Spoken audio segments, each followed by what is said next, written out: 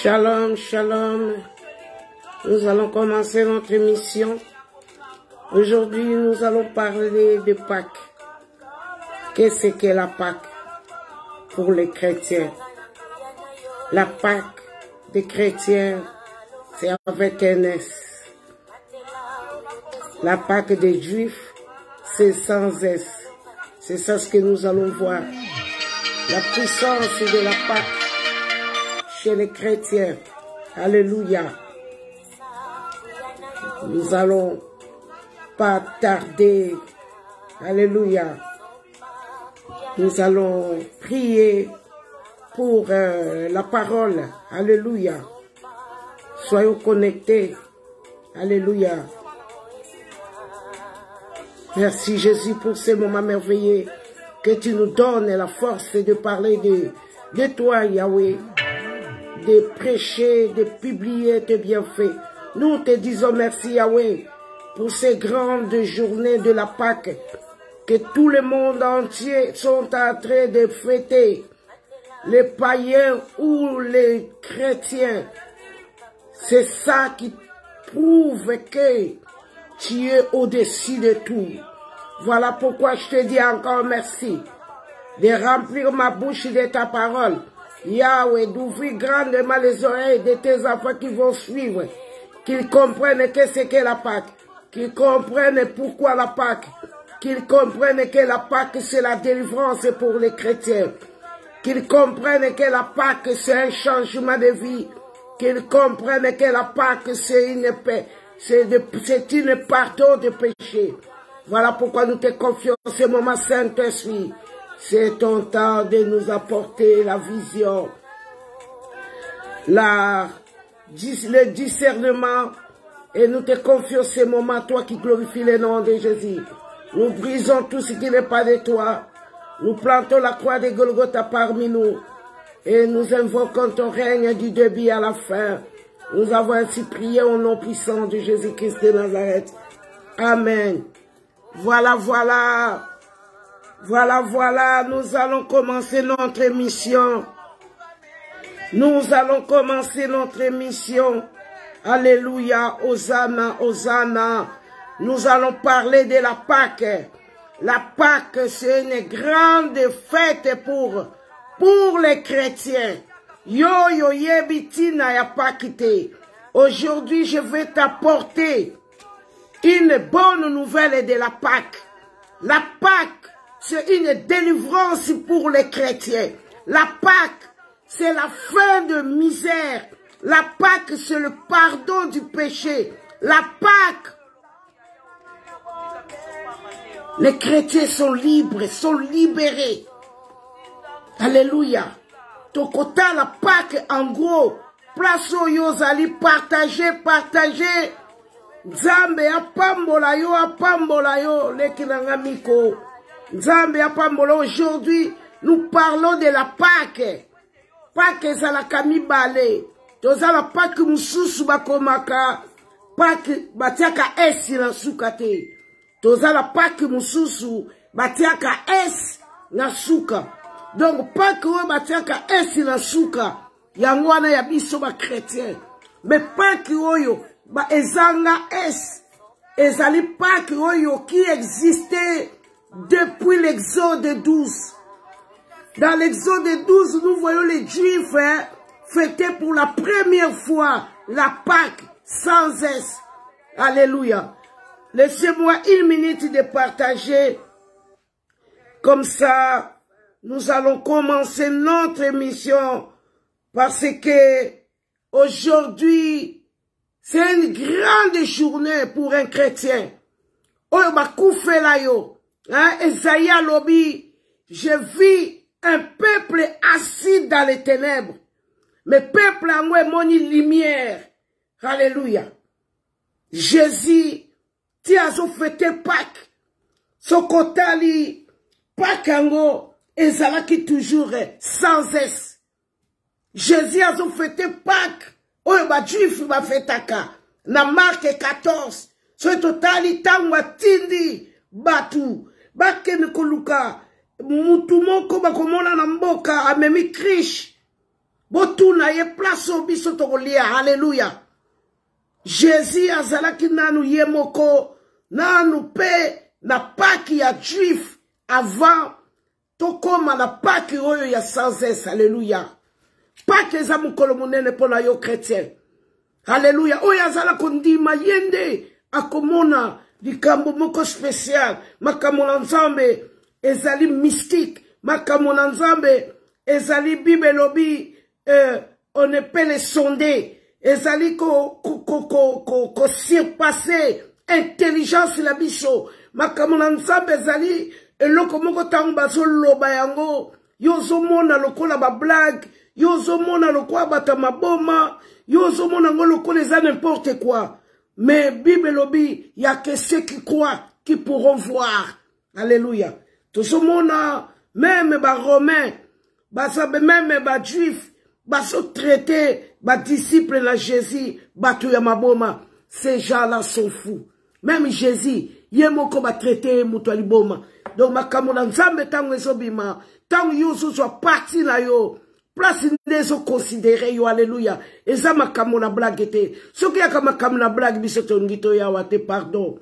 Bato kwa biso to lula kambongo lo kwa baloka biso. Le lot to comme la délivrance. Donc j'ai la vie en moi.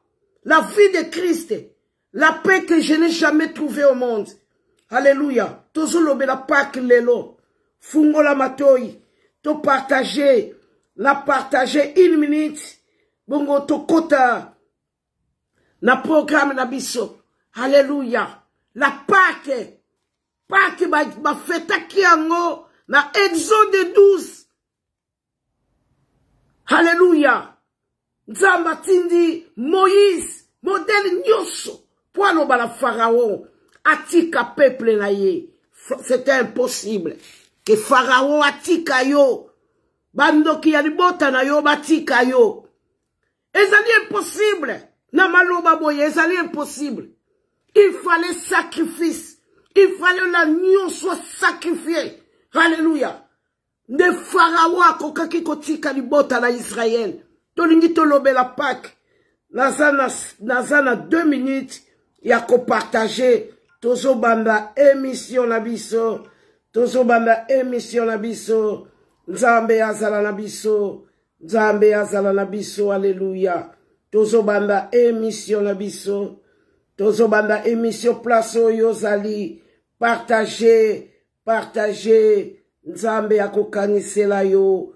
Partagez, partagez. Partagez tozali na grand célébration. Ya Pâques. Alléluia. Pâques zali. Des ténèbres à la lumière, de la mort à la vie. Muto sekwi. Ozala ki kidi bambala moko lamuki. Alléluia. Soko liye kaka nyo. Imole. Place babanaki kotola yo. Au comprendre. Donc, ko liye agneau. Ezali ko lamuka na kufa. Place moko, oyo ba baby sakakaka yo, ba sakala kana yo, tango liye anyo mi se fungwami. Alléluia. Eza mokolo monene, l'agneau pascal, mokolo monene, oya sopa makila. Alléluia. Po yo bika il faut makila. Sans makila, obika te lo kuta. Obika te lo kuta. Alléluia, lo kuta. Balobi peuple Israël 400 ans. 400 ans. Na esclavage. Il fallait Pâques. Pour battre délivrance. Pour Pharaon. Atika yo. Okende okoma libre. Il faut Pâques. Alléluia. On a partagé les sous étikali. Comme ça. Tokoti. Alléluia. Côté le programme Nabiso. Alléluia. Ouais. Pâques. Aujourd'hui, nous parlions de la Pâques. La Pâques. Célébration monene. Célébration monene. Alléluia. Célébration monene.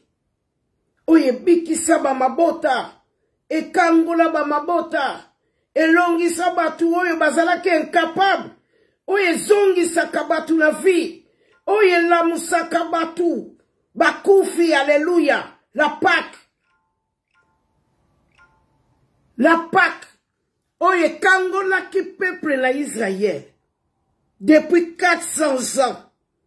Bazalaki na Nzambe. Bayebaki Nzambe. Bazalaki peuple à Israël. Libota na Nzambe. Mais 400 ans. Dans l'esclavage. Il fallait. L'agneau soit immolé. Pobabika. Pobabika. Alléluia. Tout ce lobe la Pâque lelo. Lelo eza journée monene ya Pâque. Alléluia. Yendo boya basaka baba. Journée monene ya Pâque. Zala concentré. Tolingi tolobe la Pâque. Alléluia. Pâque. Bosaka baba baba. Tozo lobe la Pâque. Alingina sirisa. Alléluia. Alléluia, Hosanna. Alléluia. Alléluia, alléluia, alléluia. Tozolobe la Pâque. Alléluia, tozolobe la Pâque, tozolobe la Pâque. Nzambe azala nabino, Nzambe vraiment. Amon nabino, alléluia. Alléluia, Hosanna, Hosanna, Hosanna. Pâque, ezali célébration monene. Pona ba chrétien, alléluia. Alléluia, nabanza. Nasi na publié. Donc voilà, voilà.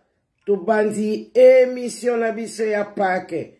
Nzambe na ngai amona bino apambola bino. Alléluia. Hosanna. Toko kita malembe malembe tomeka ko expliquer Pâque. Alléluia. Oyeba tina ya Pâque yo chrétien. Alléluia. Pâque tomoni yango na Exode 12. Hein? Pâque za célébration munene. Célébration munene. Hein? Pâque balobi yango. Balobi Robert. Hein? Dictionnaire Robert elobi na biso. Ezali fête juif. Hein? On va salaka tous les années. Hein? Et puis, Pâque ezali fête moko toza ko célébrer yango. Toujours célébrer en fête chrétienne na mokolo na lelo. Ezali premier dimanche. Oyo Yesu asekwi. Yesu akufi. Mais victoire. Ezala qu'il faut sekwa. Pour remporter la vie. Balobi Pâque ezali mokolo Yesu asekwi. Moyini abomi Yesu akanisi ke alongi. Nzokande Yesu. Il fallait moutou à aider. Alléluia. Ba aider. N'accomplissement. Ya promesse. Yesu koufi a sekui. Nenge marque explique biso. Marque na 15. Explique biso. Da 16. Soto tali na marque 16. 9. Okititi na se. Bible l'aksibiso ndenge ya sekui. Mais porte l'obela, pas que y a Nouveau Testament, y a lelo ya biso ba chrétien, et sengeli toyeba pourquoi Pâques dans l'Ancien Testament. Donc Pâques bana Israël ba ki l'esclavage na bo umu la pasi. Baso beta bango, baso boma bango. Donc okoki ko vivre vie à kimiate. Ya ngo wano moni Pâques Nzambe atindi Moïse kende koloba na Pharaon atika peuple nanga. Soki totali eza au moins 8 fois Moïse akei alobi Pharaon so yokate. Moïse ake Pharaon so yokate. Moïse ake Pharaon so yokate. Balobi na biso la Exode 12. Monsieur Bandi. Alléluia. Awa tozali na mukanda ya Exode. Tozala mukanda ya Exode. Aïe, aïe, Linette, oh, la petite Linette, ou après Jésus. Ya, une minute, il a besoin Linette. Donc, awa, il y a Linette, il y a un et tout ça, la Exode 12. Alléluia. Awa, na Exode 12, tomoni, ndenge, nzamba bandi manœuvre. Bona kopimisa libota na ye. Premier Pâques, tomoni yango, na Exode 12. Na awa, Éternel dit à Aaron, à Moïse et à Aaron dans le pays d'Égypte, ce mois-ci, pour vous, les premières de ce mois, il sera pour vous les premières de l'année, de mois de l'année. Donc, elobini, elobi nzambe, alobi kaka sanzo, yomoni kana mukolo na lelo, kaka sikoyo, lokola yozo yoka message. Donc, nzambe alobi, kaka sikoyo, lobite, ce mois-ci, nzamba lobi, na mwa kaka oyo, lokola yo, ozoyo ka message oyo. Lobite, lelo kaka, donc makambo no nyonso. Mais, kobosa la te Bible, zo senga biso kondima. Sans la foi, vous ne pouvez être agréable à Dieu. Voilà pourquoi quand tu écoutes le message, tu dois vraiment l'accepter avec foi. Alléluia. Donc, awa, basolo balabiso, ce mois-ci, pas demain, pas après-demain. Alléluia. Mais aujourd'hui, en ce moment-là, nzamba soloba, que lelo kaka lelo, nzamba lobi lobite, en ce mois-ci, en ce jour-là, ce mois-ci sera pour vous les premières. Alléluia. Soko bika kate, et kosala mukolono ya liboso. Alléluia. Olongola ka distraction. Olongola ka doute. Nzamba lobi. Parce que tant que mon akamaka moussous, oh Jésus et mon lobi, vous ferez ceci en mémoire de moi. Oh kabatu moussous, ah, ba communion wana. Ezabi logo moko boye Jésus. Non. Bible, il faut que je suive à la lettre. Donc, à lobby, kaka lelo, kaka siko, kaka ndingi sepesi. Parlez à toute l'assemblée d'Israël et dites, le 2e jour de ce mois-ci, on prendra un agneau pour chaque famille, un agneau pour chaque maison. Alléluia. Tokozwa, nyama, tokoboma, tokozwa nyama, landako ya mutu moko. Do yandaku ya moto moko la kisina libota. Prenez un anneau. Donc prenez, c'est-à-dire, quand on parle de prenez, c'est-à-dire je parle au plusieurs. Hein? La maison est trop de nombreuse pour un agneau. On les prendra avec son proche voisin, selon le nombre de personnes. Vous compterez pour cet agneau après ce que chacun peut manger. Donc, nzamba so pesa ba instruction. Nere mutu akoki kolia agneau. Donc, agneau la kisi oyo sumuko mutu soka sali agneau awa. Na première chapitre, deuxième chapitre. Donc, on tika la sous le lenge mon côté. Jamais. Kakana, kikotak makamwe ko changer. Alléluia. Makamwe nyonse ko changer. Et tangu, bino boko mona makamwe changer. Boko zwa taba. Boko boma ndaku na ndaku. Soki ndaku na yo zalaka mutu moko. Benga bafuase ya pembeni po anyo mobimba eleki monene po na mutu moko. Benga bafuase, benga batu oyo ba proche, Bible solo bela ba proche. Batu oyo solo la kalabango, batu oyo lia kalabango, batu oyo tambola kalabango, benga bango bokabula anyo. Po anyo okoki kolia ango yo mokote otonda otika. Non, to se rappeler na tangu ya mani. Na tangu ya mani, ezalaki mani ce que kwei, tu dois le manger en un jour. Donc, c'était défendu de garder la manne des jours au lendemain. Non. Donc, Bible loba qui se dit agneau. Donc, manne, ce que quoi, lié aussi ça le même jour. Ah, wapé baso loba la biso, agneau, c'est tellement grand pour une personne. Donc, ce que dit agneau, benga ba voisin les plus proches, les amis, la famille, bolia. Hein? Les amis logo moko très capital, yo ko zwali loba na nzambe, aussi obiki, hein? Ah, bah, lobby, le premier mois, le premier jour, kaka nenesta, tango yo biki, kembeko yebisa bandeko, mema sango malamu, mema évangile, mema lobiko, ke bandana koma kubiyeba komo nzambe, bandana koma koloba komo nzambe, bandana koma ko expliquer nzambe, bandana koma ko nzima nzambe, na somo na makambo nange changer. Bible lobi mema yango. Bible lobi kende kolobe la voisin, l'agneau c'est Jésus-Christ de Nazareth. Kende kolobe la bango, kombo wane bikisaka, kombo wane kangolaka. Bible lobi va parler aux voisins. Alléluia.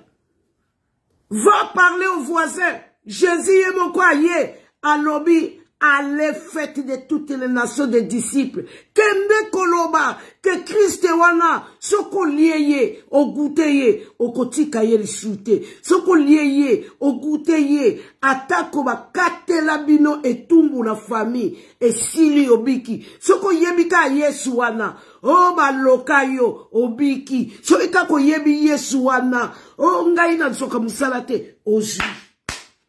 Alléluia. Alobi, si la maison est trop nombreuse pour un agneau, on le prendra avec son plus proche voisin. Alléluia. Et ça la batu mususu, Yesu abikisaye, Yesu akangolaye, akanga monoko. Soka, maman, okomi bien moyendeni. En tout cas, tout le monde a makambo changé. En tout cas, na santé, na makambo nyonso, na bozu. Moyen non. Jésus a l'obi kokanga mon côté. Va dire à un voisin plus proche que ce que moninga na komi boy, Yesu. Banda kout ko salango cantique. Alléluia. Bible lobi. Tangu yoko lia nyo, okobongwana en un instant. Alléluia. Okobongwana, balobi, roi Saoul. Tangu kuta na prophète Samuel a solo balaye. Tangu kokende na nzela, okokuta na la basakoli. Tangu kokuta na la basakoli. Sur place. Makamuno ekobongwana. Okosala sous le lenge mon côté. C'est biblique. Okosala sous le lenge mon côté. Nyonso ya yo. Ekobongwana. Alléluia. Nyonso. Balobi roi David, roi Saoul tango a continué nzela. Nyonso ya ye bongwana ki. Akomi moto la sika.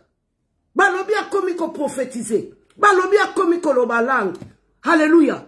Donc tango yo ko lia agneau. Oko masu moto ya ndenge mo côté oko changer mais Bible lobi tango ko changer ko bomba yango te na ndako balali sakeloko wana te na ndako balobi benga voisin l'état est mauvais benga voisin loba na yeta ta corona eleki ndenge ba dekola biso bakufaki yaka na Yesu yaka kolia anyo yaka secret zakuna okobombama akobatela yo na libota na yo. Alléluia.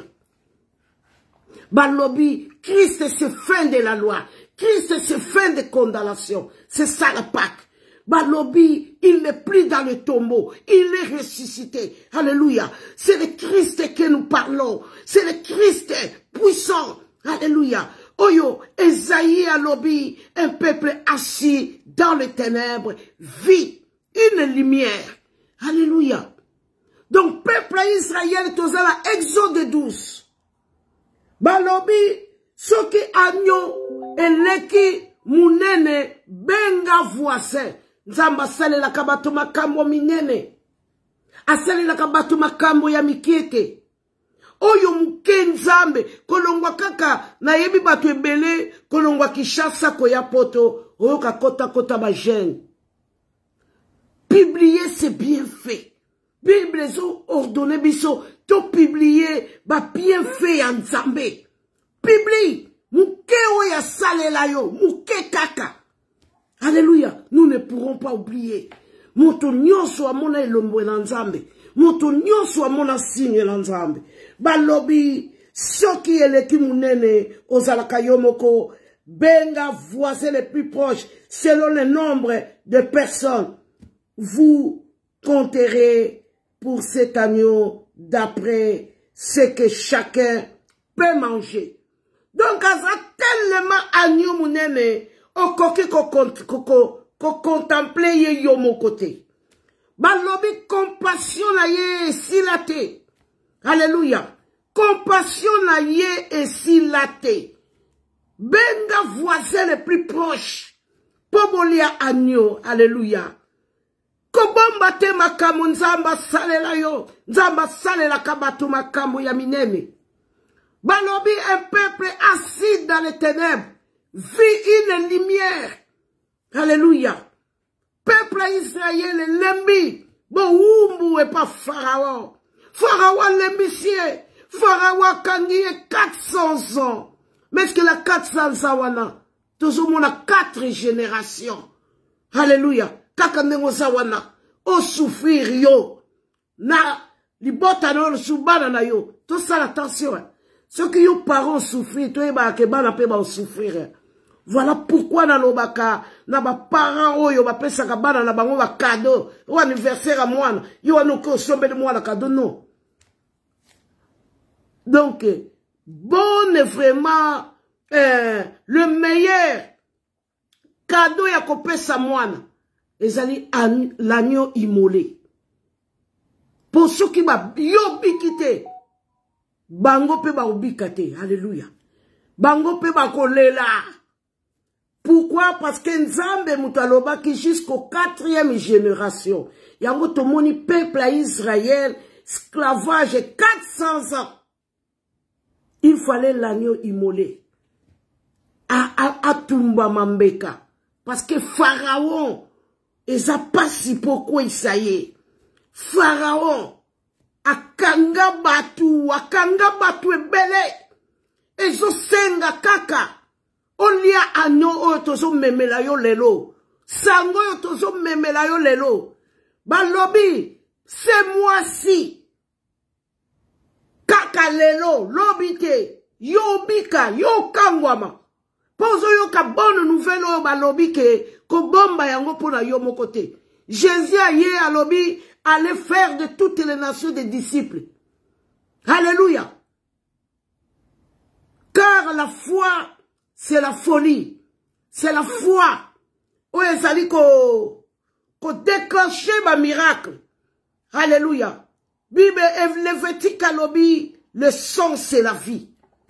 Alléluia. Na 5, balobi na biso, dans la Exode 12, 5. Ça sera un agneau sans défaut, mâle, âgé d'1 an. Vous pouvez prendre un agneau ou un chevreau. Vous les mangerez jusqu'au 14e jour de ce mois-ci, de ce mois. Et toute l'assemblée d'Israël l'immolera entre les 2 soirs. Alléluia. Les 2 soirs.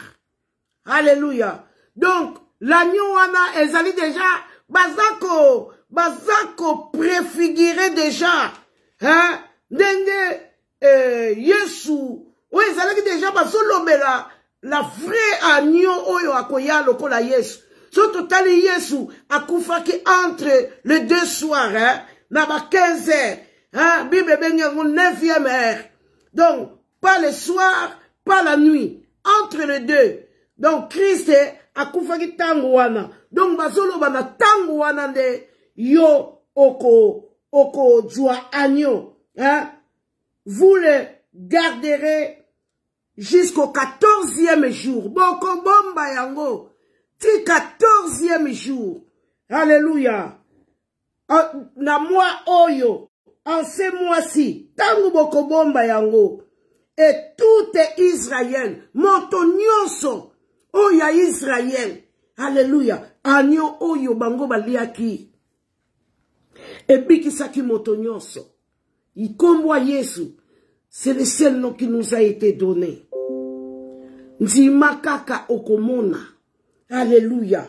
Yango komona balobi na bao bayaki na tongo. Na bao bayaki na pokwa bango nyonso babika kinde moko. Alléluia. Nzima kombo na Yesu. Kombo mususu yate. Ya mobilité. Ya moisité. Ya tata moisité. Ya non côté. Ezala batu musu basako s'appuyer. Na batata na bango. Mais ça n'a pas tout mususu bazo s'appuyer. Na nzambe. Balobi peuple Israël. Les ala qui n'a pas si 400 ans. De l'axi baboti na bino bakufe la kawana. Batu na bino nyonso bakufe la kakawana. De génération en génération. C'est quoi comme une génération ya yo. Batu na yo nyonso bakufa la cancer. Oye pas la biso batu babala kate. Oye pas la biso batu babota kate. Oye pas la biso batu basala kate. Mais si koyo 4 générations. 4 générations leki. Kanisa 4 générations leka. Si koyo comme une génération na yo. Oyo Bible lobi na biso. Dieu cherche seulement une personne qui peut se lever. En fait qu'il ne déchire point. Donc 4 générations, 3 générations leki. Si koyo comme la 4e génération. Balobi. Zwa agnon. Oyo moko ya bien. Oyo sans défaut. Donc sans défaut la kisi. Okoki koya. Modèle oyo zate. Sans défaut la kisi. Il faut. Au salana. Na repentance sincère. Sans défaut la kisi. Il faut ndimaya solo. Il faut fungole la yesu motema. Ndenga lobi. Aza la porte. Azako beta pour akota aliana yo. Awa balobi fungola motema. Alléluia. Sans défaut. Niamawana tant bazolo bela anyowana faza la sans défaut. Oyo bino bokozwa. Sans défaut wana ezapela la préfiguration à Christ. Po ye azalaki okokaki kozwaye na lisumu mokote.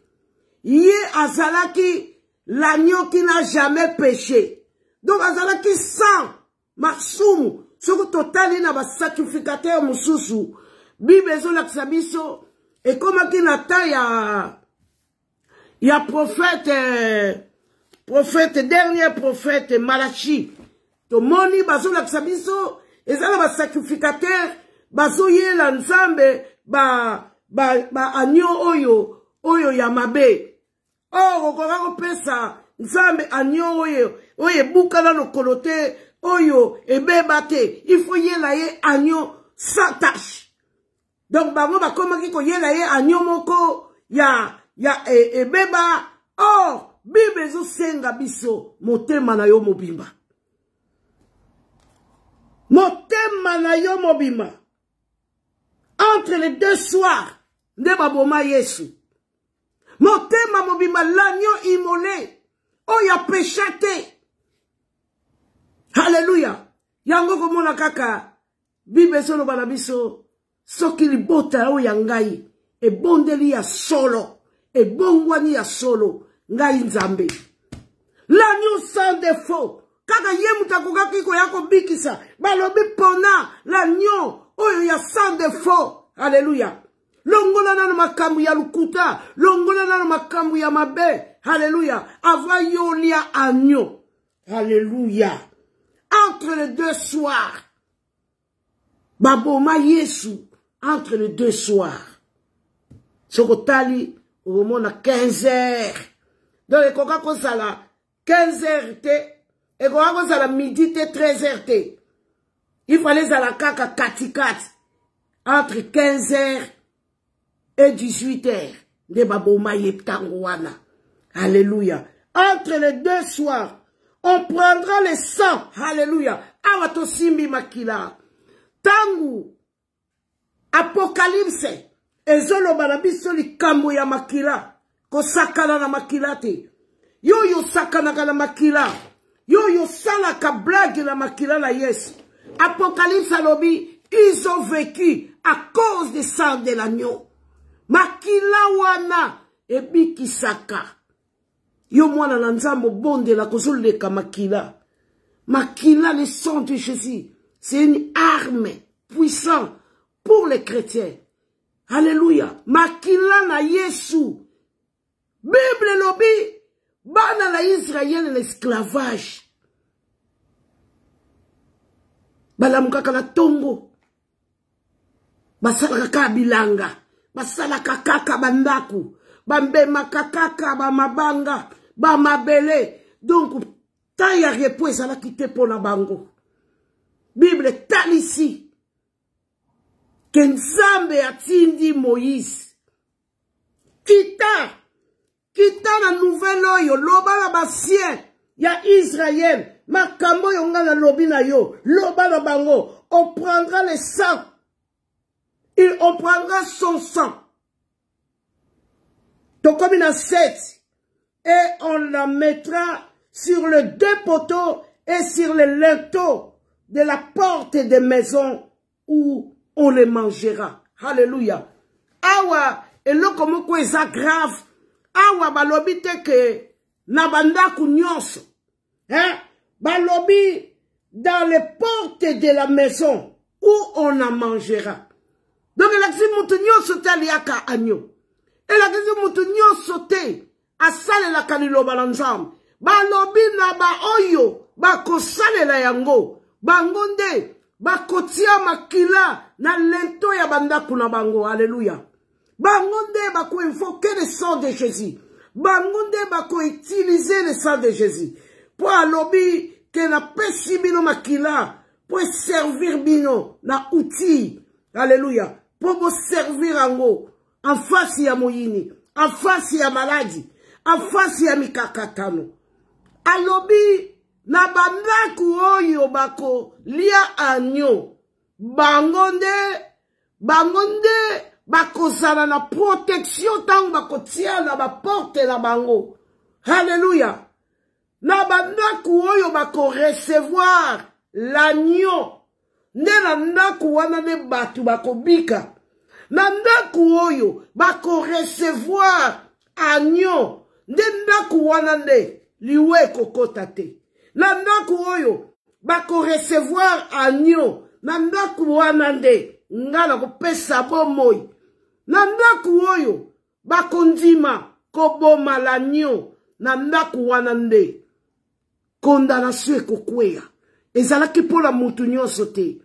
Ezalaki pona batu oyo bakondima kokotisa agneau na ndaku na ye. Ndenga lobi na Apocalypse. Aza la porte, aza kobeta fungola motema ye akota. Alléluia. Awa alobi na 7. Alobi na 7. On prendra son sang et on en mettra sur les deux poteaux et sur les linteaux de la porte des maisons où on les mangera. Donc, nous tenions sauté yango bomoni même corona tangoye. Et si mi bato bazalaki na l'agneau te, alléluia. Et si mbote, alléluia. Et si mbote le kuta, parce que tu as l'agneau avec toi. Alléluia. Christ en moi, espérance de la gloire. Liwa ezali pona mutu nyonso. Mais okufa la maboko mutu telu kuta. Bana Israël o baliaki lentoma, o baliaki agneau. Basalaki libéré na maboko ya Pharaon. Quelle que soit la condamnation de ta famille, quel que soit le niveau de la sorcellerie de ta famille, essaye de manger l'agneau. Quand ça est dans mon thème, malayo. Déjà solo ban Apocalypse, aza la porte, aza ko luka, mutu ya ko fungolele motema, akota, afanda, aliana ye. C'était ça. Dieu demandait aux enfants d'Israël, ba pesa ye sika. Alléluia. Na babota nyon sote, mais ayeba kike, quelques-unes basalaki toujours. Ndenge Bible lobby. Beaucoup d'appelés peu des Élis. Alléluia. Zala parmi les Élis. Yakota, Adjessica, Poalia, Nayo, Asepelisayo. Alléluia. Bibliquement, et lobby, Asepelisayo. Akomisayo. Ti, Akomisayo, ti, objectif. Alléluia. Et on a 8. Balobi, cette même nuit, on en mangera la chair rôtie au feu, on la mangera avec des pains sans levain et les herbes amères. Alléluia. Donc, na boutou anakaka, il faut balia agneau. Agneau yayaka la vérité. O yayaka na lokutate. O yayaka mubimba na mutu na nzoto ya mutu. Oyo agneau ya lobi, vous saurez la vérité. La vérité vous affranchirez et vous serez réellement libre. Oya yaka la vérité. Agneau. Oyo zerbre amer. Ezali la parole est cuite. Parole oyo lelo e comité que il fallait l'obéla mbongo po banzimi ba sepela. Oyo te parole otoko yoka lelo que ceux qui ba lobi kaka makamo ya kokata lien oyoka mutu yo satelemi. Yesu akoma mutu ya suka. So ibalobi ka makamu ya bandoki. Oyoka tala okoswa batu. Na internet. Soko bandika makamu ya kobenga na ba demon. Batu nyonso batondi. Alléluia. Awa Bible lobby. Na butu na kaka. On mangera la chair, le rôti au feu. On la mangera de pain sans levain et les herbes amères. L'iloba véritable. Plaçons yo zali. Bate ya koka mbongo. To moni ba mikonji kokufa kutika mbongo. Bate ya koka bozui ya mukili. To moni ba ministre ba président. Ba tiki yango. To moni batu na kati ya ba hôpital. Ba lobela kalisusu bomengo na bangote bazo luka ata nzambe apesa ye makasi. Parole véritable. Parole qu'on paie sa vie. Ce qu'on recevoir parole ya solo. Oko bongwana. Ce qu'on recevoir parole quitte. Oko longola sentiment. Balobi. Na butu wana kaka. Bokolia. Musuni wana. Roti. Au feu. La version Moussou Balobi. Bien cuite. Donc, Oyo Penza est trop sec. Même la mokilo yo akaka, yo sakamanga la mon sec. Donc, parole yo soke bimi, et transversé yo. Parole yo soke bimi, écoute yo le kouté, longoli le kouta. Parole yo soke bimi, écoute yo. Ozamu yibi yo tiki. Parole yo soke bimi écoute yo ndumbo tiki. Alléluia. Balobi Pierre après chambre haute tangwa bimi a fungoli ka munoko. 4000 convertis. Alléluia. La parole est cuite. De yango wana. Bible so senga. Le loba parole est comme pour la kosepelisa bala na nzambe. Apôtre Paul a lobby. Ceux qui va yeli bino évangile biso to prêchate. Boboya. Okomaka kolinga. Hein? Ba évangile ya bozui. Hein? Yesu a lobby. Et comme la tamoko ba koyela bino makambo oyo boko bino nde boko bana kolinga makambo ezo sepelisa matoi na bino. Awa Bible Exode ezolo ba batoyo bakolia agneau. Et puis ils ont fait sa définition na l'herbe kolia yango. Et puis na modèle oyo bokolia yango. Et na position oyo kozalela. Na disposition disponibilité ya motema.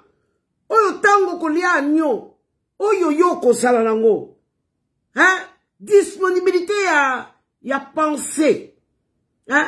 Balobi awa, il faut agneau ezala. Awa, balobi, il faut ezala. Hein? Il faut ezala amer. Donc, oyo koki ko contenir te. Hein? La neuf balobi, vous ne le mangerez point en demi-cuite et bouilli dans l'eau. Donc, comme il se passe avant. Mais, il serait rôti au feu avec la tête, les jambes et l'intérieur. Okoki koya yomo kote, alléluia. Okolianda mute. Ongala lingaka makamwanzambe tangbalobaka adoration. O musuna lingate. Ongala lingaka makamwanzambe tangu pasteur wana teaka sur la délivrance. Ngala lingaka makamwanzambe tangu pasteur wana alobelaka sur la bénédiction. Balobi okoki kozwanda mute. Il faut jouer tout entier, alléluia. Kolinga nzambe na motema mobimba. Hein? Na motema na yo mobimba, Bible sengi. Hein? Aimer Dieu de tout ton cœur, de toute ton âme, de toute ta force. Donc, qu'on soyez mobimba, qu'on soit ndamute, qu'on ponate. Hein? Bible lobby, il faut qu'on soyez pe la pétété. Hein? N'est-ce pas Bible lobby na biso? Hein? Si tu es froid, il te vomira. Yangwa wosomona, awa basoloba. On la mangera rôti au feu.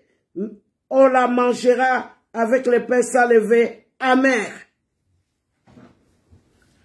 Donc, okolia eloko wana oyoko tumba ya amer. Makamona nzambe za pasi. Makamona nzambe, il faut t'abandonner entre ses mains.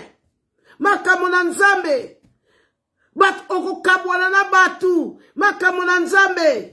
Oko zanga makambo ebele, oko vivre lokola batu musute, makambo na nzambe za pasi. Tala ndenge bamemi Yesu, lokola boucherie na agneau, lokola agneau na kati ya boucherie, bazako mema ye po bakele ko baka ye, alléluia. Po kaka yo bika, po kaka yo kangwa ma, alléluia. Nzamba zala besoin na yo, nzamba zala besoin, alléluia. Okende, komi pesa mobimba, tangu yoko yoka sango oyo, oto zoloba, yamba yango na motema mobimba, ate salipasi, ate sepenisyote, comprendre kaka wane sali nzambe, elobi ata moyembi na biso moko, alobi, elobi ata moyembi na biso moko, alobi, soki, Nzamba bengio eza tata mwasite, alléluia. Osana. Bible lobina 9. Vous ne mangerez point à demi-cuite et bouilli dans l'eau. Et pékissi. Donc, ni tiède, ni froide. Alléluia. Ni tiède, ni froide. Okoki ko yamba Christ te. Na pete, te, yamba mobimba, lelo koma, bisos to sambelaka. Bango bakansi bango moka ba sambelaka. Oh, bisos to sambelaka. Non, Bible lobi, okoki ko lia ye, frère, okoki ko lia ye, tiedite. Alléluia. Soko lia ye, Seigneur, et simbate. Hein? Yemokwa lobi, tu peux être ni tiède ni froid. Tu dois être chaud. Omonaka, batumususu, toko ba obenga bango ba fou de Jésus. Donc il faut ndimaye en entièrement. Yango komona, soki on dimie en entièrement. Wana nde loi oyo ya famille na bino. Eza ko compter soute la bomo inayo. Yango moni modèle la pesa ki ba na Israël. Et sengeli ba landa modèle.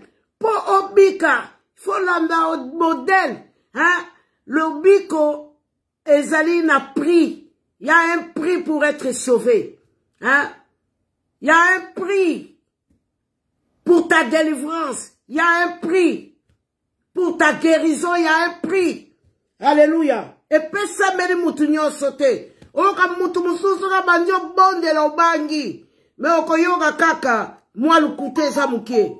Moi motema mabe eza mukie. Moi kanda eza mukie. Moi inconscience eza mukie. Or Bible lobi. Pour bika il faut conscience c'est ça là. Alléluia. Vous mangez, vous ne les mangerez point à demi-cuite et bouilli dans l'eau. Non. Bible boyi. Yamba Yesu mobimba. Alléluia. Yamba ye mobimba. Mais il sera rôti au feu avec la tête, les jambes et l'intérieur. Dima ye mobimba. Alléluia. Faut liaï au contenir nyonso ya ye.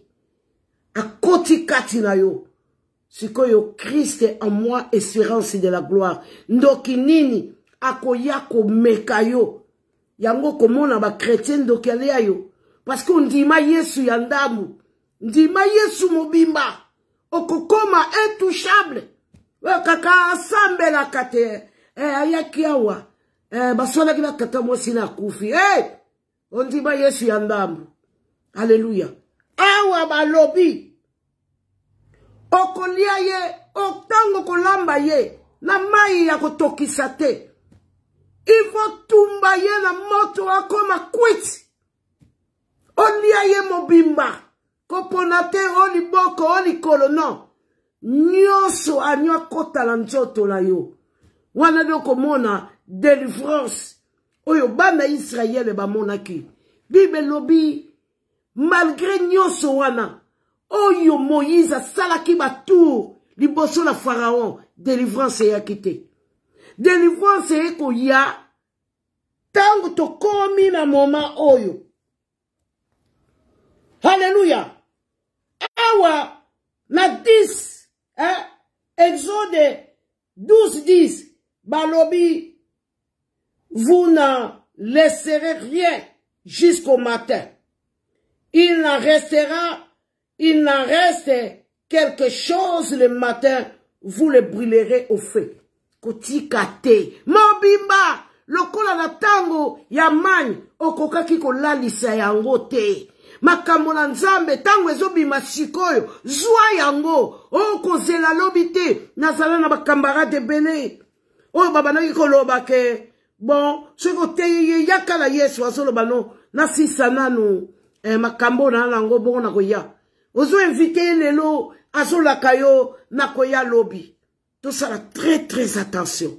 Nzamba la posa la osikoyo. Tangu yozo yoka maloba oyo bongwana. Tangu yozo yoka message oyo jwa yango pona yo. Jwa yango pona libota la yo. Jwa yango pona bana na yo. Alléluia. Ozo mona clarté la libota. Ozo mona clarté la bana. Otika nika la position mokono. Quand la parole sort, ça sort pour produire les effets. Et Bible lobi, ça ne sort jamais sans produire les effets. Yawano moni, l'exode de awanzamba zoloba, agnon donc lelo kak. Ce mois-ci, pour vous, sera la première mois. Donc, oyo bino bo mona nalote, bozo mona yango lelo. Alléluia. Nenga loba ki la bango les Égyptiens que vous voyez là, vous ne les verrez plus. Oyo ezo bima, zwa yango pona yo. Nzima. Yango komona. Bible zoloba. Sans la foi, vous ne pouvez être agréable à Dieu. Alléluia. Awana 11. Maman nalikam. Quand vous les mangerez, vous aurez vos ceintures. Vous aurez vos reins ceintures. Vos souliers aux pieds et votre bâton à la main, et vous trouverez à la hâte. C'est la Pâque de l'Éternel. Awa, ba pesi modèle. Oyo yoko lia Pâque. Pâque ba lia kango na lo yengete. Pâque ba lia kango pe na busoba te. Ba lia kango pe na désordre te. Awa Bible ezopesa biso teni. Na français courant et l'obéli teni. Teni oyo yo koki ko concevoir Christ. Afin que ba effet et produire.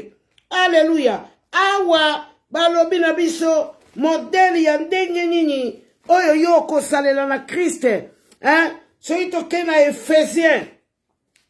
Soki toke na Ephésiens 6, hein? Tozotala modèle nini oyo ko contenir Christ. Donc Christ baliaka ye ndenge wana te. Baliaka ye na modèle moko spécifique. Osakaka yango wana balobi ezalaki na musali moko uza tangu arche de l'alliance elingi kokweya yake meki po asimbango Bible lobi na biso azalaki frappé de mort. Nzambe basungaka ye te. Nzambe ndenge nalobaki na histoire ya roi David. Roi David mayele siliye mwana kimisiye mais azalaki na choix te ayeko tikela mwana na ye bokonzi ya Israël. Or les choses des enfants on ne donne pas aux chiens. Alléluia. Les choses des enfants on ne peut pas donner aux chiens. Jamais. Awa bazo pesa teni oyo yo kosala nango na nzoto enfin ya kolia agneau. Awa balobi na biso parole oyo koyoka il faut la quit. Il faut la parole oyo te kozala seigneur nyamango. Hein lelo ba na nzambe. Hein mon peuple paye parfois des connaissances. Ba komanga soka yoki kuna délivrance. Allez, yewana akomi sans koyeba ke Bible zolo ba na biso. Kaka, dans l'Ancien Testament, il faut que l'agneau soit élevé. Balobi, motonio, so oyo serpent, et kolia, il faut matisa misu. La serpent, en fait, qu'elle a la sauver. Le seul nom de Jésus qui sauve. Le seul nom de Jésus qui délivre. Kaka, kombo ya Yesu. Na moni ba témoignage et pas ya ba musulman. Musulman yebi Yesu te. Musulman yebi Muhammad. Mais okoyoka Yesu abimeli ye. Bongo biso ba na nzambe, ole to voke Yesu. Aye la biso ba message. Aye la biso ko laksa biso qu'est-ce qu'il ne voit pas ou asala kati na biso. Tokoma kaka komba. Sans ko boss, tokoma ko bossa na ko kumisa Yesu. Bible lobi, il faut que le Fils de l'homme soit élevé.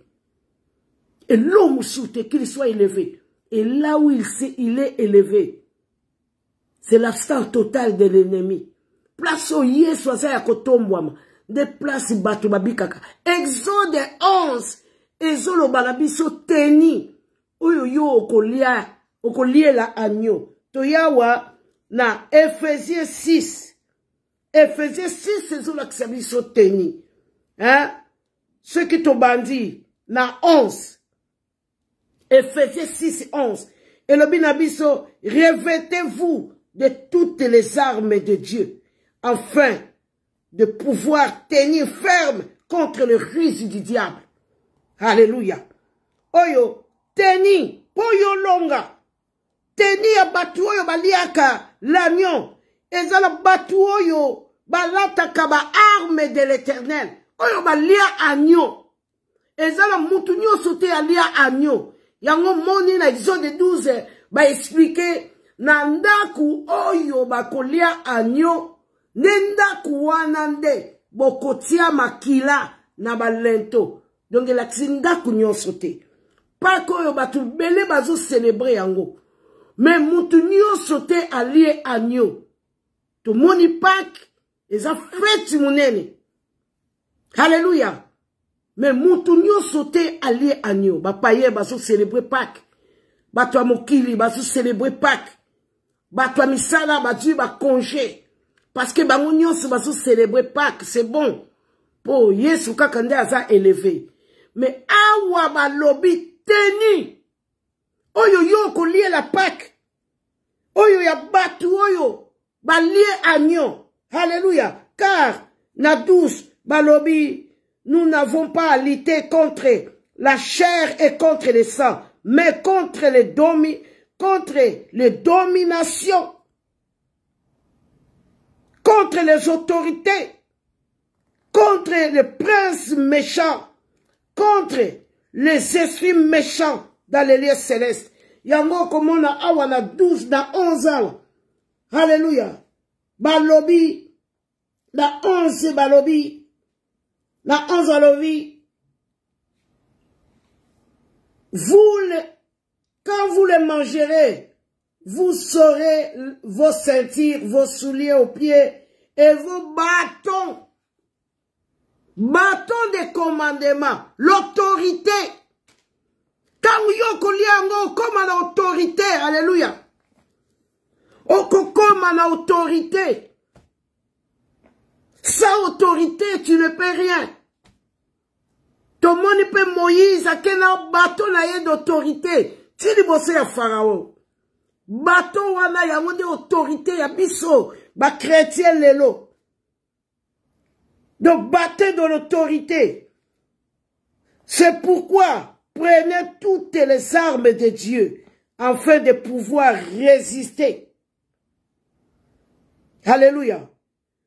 Dans le mauvais jour et tenir ferme après avoir tout surmonté. Donc il faut ozwa ba arme wana nyonso. Ba arme oyo nzambe azosenga biso. Parole kwiti. Bon wana. Nzima ye ya solo. Kolia ye na blagi te. Kokabola ye kokobomba ye na tiroir te. Kende kabola nouvelle na ye na libota na yo po babika. Balobi oyo yo koboma anyo. Kobomba yango te. Po yo moko kokosili sango te. Balobi kabola yango na voisin les plus proches. Mema ngo na libota na yo. Po yo zo kanisa. Po ndeko na yo abongwana. Il faut ka pasteur. Te. Balobi muto ya kolia anyo. Donc mutu nyonso. Aza sensé soka fungo di motem. Adui modèle il y a Exode 12. A kolia agneau. Autrement dit, ma pessibiso bas armes de l'Éternel awa na Ephésiens 6. Ce bandi na 11. Hein? Balobi awa na 14. Tenez donc ferme. Ayant à vos ceintures, à vos reins, la ceinture, la vérité pour ceinture. Hein? Okosaka kaka. Ato mati la chair, olobakape vérité, tozo konsati la chair ya nzambe. Ah Yesu. Zala la vérité. Hein? Revêtez la cuirasse de la justice. Zala sembo. Koponate. Église koufi. Parce que le comme il a ba choix. Ateye moi na mama nanga. Ateye ya kamalam. Ateye alobaka français malam. Ba lobby, ba juif. Bazobenga ba apôtre les pauvres pécheurs. Or, ils avaient Christ en eux. Qu'ils allaient aveugle. Ils allaient la misu ya komona. Alléluia. Ils allaient la misu ya komona pour yeba ko juger. Salomon a senga ki nzambe mayele. Nzamba pesi Salomon mayele ya ko juger. Senga. Justice in nzambe. Mayele ya justice. Alléluia. Mettez pour chaussir à vos pieds les ailes que vous donne l'évangile de paix. Alléluia. Ma kolona yo etambola kaka na évangile. Bible Christ a lobby. Allez faire de toutes les nations des disciples. Kende kote ya. Loba kote ya la kisi kakate. Ubanda wa verset. Oyuka ko yo zanango wana. Ah, motika. Nazala ki la problème te.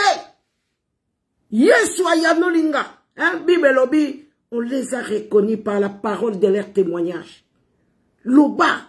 Kukangate. Kukanga munokote na ou Yesu salelio. Loba. Kende. Bazalaki kaka 12. Oyo bazalaki na Yesu. Moko alongwe batika di 11. Ba remplacer misusu. Til lelo baso témoigner Christ. Yango biso pe to témoigner Christ. Soki yo kangi munoko. E kozala mabe mingi. Awa balobi. l'agneau wana, ce que leki yo munene, donc soka saleli yo bakamwa minene, soka kamwisi yo, kokanga munoko te, kende kotatola, ya salaka. Aza nzambe ya makamwa minene, kende kotatola, na makamwa minene onzamba saleli yo, ndenge nyozo kontinye kofanda sui. Alléluia. Donc, kende, prenez par-dessus tout cela, les boucliers de la foi, avec lesquels vous pourriez éteindre tous les trains enflammés du malin. Donc, ce que Dieu biloko wana nyonso, bo solo, o pandi sang, o sali volonté la ye, o bongwani, o tiki nyonso, o ndimi ye, o lie ye, o bongwami ya solo, alobi, o kokoka ko benga na moyini, o kokoka ko bebisa misala ya satana, yango demoni yo, kreti nyonso, azana droit ya ko benga la ka demote, batiela bino ba pasteur, batiela bino ba sali na nzambe, bokomaka bitumba bino nyonso, tobo sanate Bible ezoloba, Satan est puissant, mais Dieu est plus puissant. Mais Satan est puissant. Sikoyo, yo mutu. Usanuka na nzambe ya ndamu kaka. Bakoma kako la kisondenga kobenga na démon. Uyebi kutu nanu Yesu angote. Ukoma kako benga na démon. Balobi awa, tu dois manger l'agneau tout entière. Donc okoma moto la sika. Okoma une nouvelle créature. Paul alobi, si je vis, ce n'est plus moi qui vis. C'est Christ qui vit en moi. Paul alobi, je suis mort avec lui, je suis ressuscité.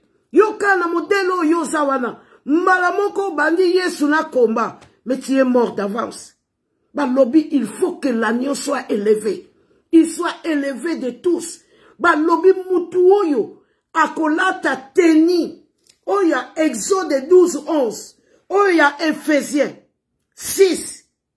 Mutu wanande. Akokoka koboma. Fe ya malin. Mutu nyonso te.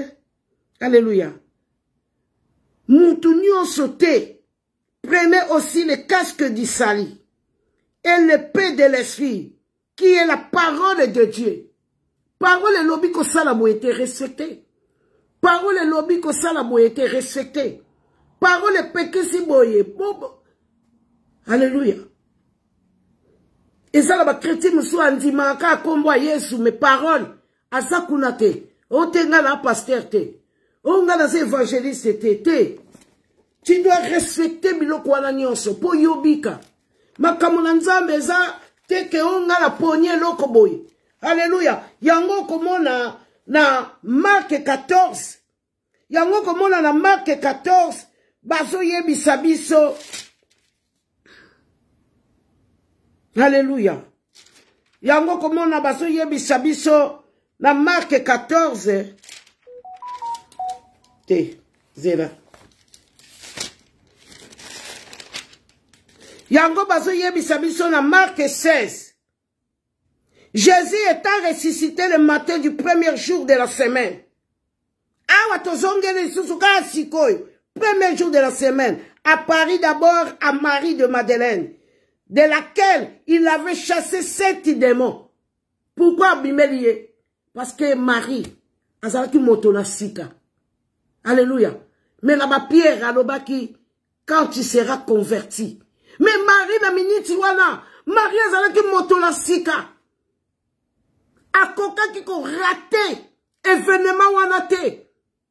Bible alobi, juste Jésus alobi, il est arrivé préparer une place. Akoya kozwa, batuloko la ba Marie. Alléluia. Et batuloko la ba apôtre, yo ba utako le chambre haute. Tu dois passer par la chambre haute. Tu dois être brisé. Tu dois être transformé. Tu dois manger l'agneau entier. Tu ne dois pas manger l'agneau ndamou. Tu ne peux pas le cuire bouillante. Non. Bible lobi si tu es bouillant, si tu es froid ou tiède, en vomir yo. Ba lobi, Marie de Madeleine, de laquelle avait chassé 7 démons.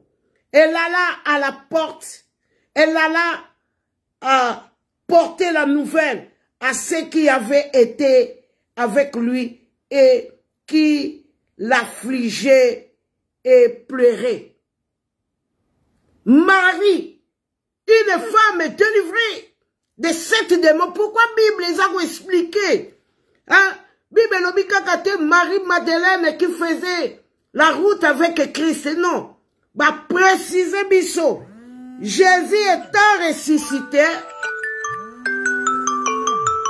Bah, l'obis Jésus étant ressuscité le matin du premier jour de la semaine, apparaît d'abord à Marie de Madeleine, de laquelle il avait chassé 7 démons. Na yebisio soko sa délivré. Osa ela Yesu tisuka. Yango toko mona ba homme de Dieu ba oke simba ba kis. C'est des gens qui n'ont pas connu Christ. C'est des gens oyo ba katinzela ya mukuse. Eza batu oyo ba kutani na Yesu te. Marie Madeleine tanga kutana ki na Yesu. Eloko liboso Yesu asalaki ye. Alongolaki ye ba démon. Yango loko mona par Marie Madeleine que sango oyo e panzani monde entier. Alléluia. Bongwana. Yo yo solingo bongwana te bongwama. La Pâque c'est pour les gens qui sont convertis. La Pâque c'est pour les gens qui ont mangé l'agneau. La Pâque c'est pour les gens qui attendent la venue de Christ. Marie Madeleine était devant les tombeaux. La Bible dit, il n'a pas bougé. Il veillait sur la tombe. Bible lobby, il intercédait, il pleurait sur la tombe. Malgré la loi romaine, Marie Madeleine était là parce que les choses de ce monde, et ben non, sur le côté. C'était une femme délivrée. Oyo, a perdra qui? Mon lit, mon aïe, pour recevoir Yamotouya. Bible lobby, celui qui voudra sauver sa peau. La perdra. Mais Marie-Madeleine est qui au contraire. Elle était devant la tombe. Elle était là. Alléluia. Yesu. Pour ce que tali, bakoloba, na mati kuna, balobi, d'abord Pierre et Jean, bazala ki na tombo. Bazongi, et puis Marie-Madeleine. Bayeko bimelaka Marie-Madeleine, parce que c'était une femme délivrée. Ba Pierre, ba Paul, ba Pierre, na ba Jean, ba moi il fallait passer dans la chambre haute. Alléluia. Tu dois être brisé par Christ. Ton monde porte de tar ça y est. Yé moko yé soit bimeli a bomi emis. A brisé yé. A changer le langage. Tu dois changer de langage. La Pâque, c'est la délivrance. La Pâque, c'est de passer la mort à la vie. La Pâque, c'est une délivrance totale pour les familles qui ont des problèmes. Mais bon, voilà. L'obi ba église nyonso ba ko fêter Pâques. Na yeko bonde la yo, au bon wana pour les vrais. Afin que, au lia Pâques, kaka ndenge Yesu ye moka lobi, vous ferez ceci en mémoire de mon nom. Hein? Ndenge ye moka lobi, hein? Alobi ango na Hébreux 9, 21. Ceci est mon sang de l'alliance que j'ai donné pour plusieurs. Alobi. Ceci, dans Matthieu 26, 28. Ceci est mon sang, le sang de l'alliance qui est répandu pour plusieurs pour la rémission du péché. Dans mon place en côté. Ah, ouais. Oui. Oui. Il est versé pour un grand nombre de gens qui ont besoin de pardon. Vraiment, naninga kina lobe la Pâques, Jésus a kuta Pâques, ti azotinda, ba ye kolina ye, ba kende koluka esika, oyo ba ko fete Pâques, boko mona, mobali moko amemi Krish, c'était lui-même Jésus. De tangu bokomona ye yako kisabino. Do yenda ko la kisonzela. Ako la kisabino place. Oyo boko préparé. Pâques. Donc c'était lui-même l'agneau. Alléluia. C'est lui-même l'agneau. Oya yaki na marque 14. Aye kolakisa nzela. Oyo bino place oyo bino boko kembe kolia agneau. Alléluia. Muto ya yoki explication ya Pâques. Nzambe ya pambola yo.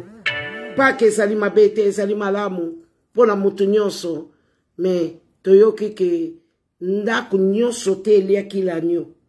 Na bandaku oyo baliaki l'agneau, bango nde bakotia makila na balento. Nzambe ya pambola biso amona biso, c'était la parole, c'était vraiment la Pâques. Hein? Tolobeli ba Pâques mibale, tolobeli Pâques na es oya biso ya Yesu, tolobeli Pâques ya ba juif. Ti Yesu azutinda bango bakende na village bakokutana na mutu oyo akokutana na bango kuna memi Krish kuna ne baolia Pâques so tali Pâques yango ezalaki sans cesse donc ezalaki toujours Pâques ya ba juif yango komona il fallait mbapona mutu moko Barnabas na Jésus. Alléluia. Po batokoka kobakisa Pâques oya es. Awa, Jésus azalaki dans nos vies. Yemoko atikalaki kolia Pâques ya ba juif. Alléluia. Tangwa kufi de premier dimanche de omoni akiko bimela Marie de Madeleine mutu oyo abongolaki oyo akangolaki na 7 démons. Luka délivrance tango salono na bomoi. Luka délivrance. Soko luki délivrance. Bénédiction ke naka mbala moko na mwana. Bato lokola biso tolinga kolobela bana na biso te. Nga nzamba pambola mwana na ngai. Alléluia. Luka na lu délivrance. So luki délivrance. Na libota na yo bakobika. Biso nyonso tozalaki na vie moko ya pamba. Biso tokoli ba orphelin. Mais nzamba pesa sens. Na libota langa mobimba. Nous étions tous na ba vie moko ya vagabonda. Lelo mutu azalaka so vagabonde la famille nga. Alléluia. Tout Luka agneau wana oya lobi ke soki leki yo monene mema na libota bika. Nzambe apambola bino amona bino soyez bénis na pamboli leki langa miko na pamboli la servante blessing prophétesse na pamboli évangéliste Wivine depuis la France, na pamboli Mariette Kouassi, et puis na pamboli soko comité na romona yote, na pamboli Jean-Cito mon frère qui était avec nous les chantes de l'Éternel. Soyez bénis batumususu balobaka tolandaka yo, mais na mona kabangote tu dois écrire ou cliquer pour na mona yo. Nzambe ya pambola bino mona bino na souhaité bino vraiment grande célébration ya fête ya Pâques surtout lobby na ba église tous les chrétiens. Soyez vraiment bonne fête et puis profitez kotubela na makambo yo lobby pour être olia agneau Pascal Nzambe ya mona bino pambola bino. Bye bye bye. Soyez bénis. Quand même, aussi la prière. Merci Jésus pour ces moments merveilleux que tu nous as permis de parler de la Pâques, car la Pâques c'est une délivrance pour les chrétiens. Voilà pourquoi Seigneur nous te confions cette parole qui est sortie. La Bible dit quand ta parole est sortie, ça court avec vitesse pour arriver et ça court Seigneur pour produire les effets. Laisse que cette parole produise les effets à tous tes enfants qui l'ont réussi. Yahweh, la Bible dit, si mon peuple qui est invoqué mon nom, si mes prières, si c'est détourné de leurs mauvaises voies, moi l'Éternel, je l'exaucerai des cieux. Et désormais la prière qui sera faite en ce lieu sera pardonnée, sera exaucée. Yahweh, je te confie tout tes bien-aimés, Yahweh. Yahweh, pardonne-leur. Yahweh, agis puissamment dans tous ceux qui sont malades, dans tous ceux qui ont des problèmes, car la Pâques, c'est une délivrance pour les chrétiens. Yahweh, délivre ceux qui sont malades. Délivre ceux qui ont des problèmes pas possibles. Ceux qui sont condamnés dans les hôpitaux, qui sont condamnés dans les malédictions, dans les liens ancestraux, dans les coutumes. Yahweh, délivre par ton sang. La Bible dit, ils ont vécu à cause du sang de l'agneau. Que ton sang agisse puissamment. Que ton sang opère. Que ton sang soit opérationnel dans tout, Seigneur, qui auront fêté la Pâque. Alléluia. Seigneur, étends ta main, Yahweh, dans tous, Seigneur, tes enfants. Partout, ils célébreront ton nom puissant. Yahweh, merci encore pour ce moment que nous avons passé avec tes bien-aimés. Yahweh, bénis leur vie. Bénis, Seigneur, ces week-ends. Donne-leur la force. Yahweh, donne la force à ceux qui n'arrivent pas à aller dans ta maison, Yahweh. Car nous sommes arrivés dans un mauvais moment que la Bible nous a dit qu'avant que tu viennes, il faut que l'apostasie s'installe. Qu'est-ce que l'apostasie? L'apostasie, c'est l'abandon de foi.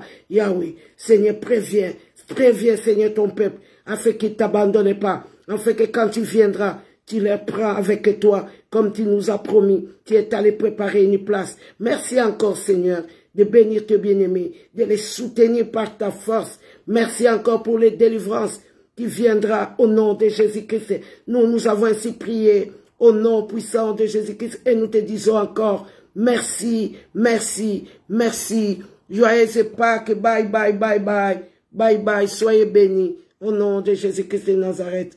Alléluia.